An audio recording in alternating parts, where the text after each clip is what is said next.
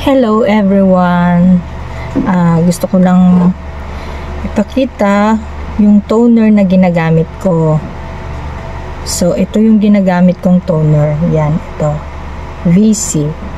So, malaki to, 500 ml. Tapos, maganda siya para sa akin. Ayan o, hanggang dito na nagagamit ko. Maganda siya para sa akin. Sa bagay, depende naman ang ating skin kung paano mag-react sa mga ano. Ito kasi parang water lang.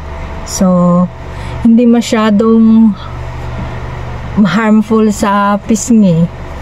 Parang wala lang. Toner lang talaga siya. Pero, natanggal yung mga blackheads ko kasi ang dami-dami kong blackheads. So, ito lang ang nakatanggal sa blackheads ko.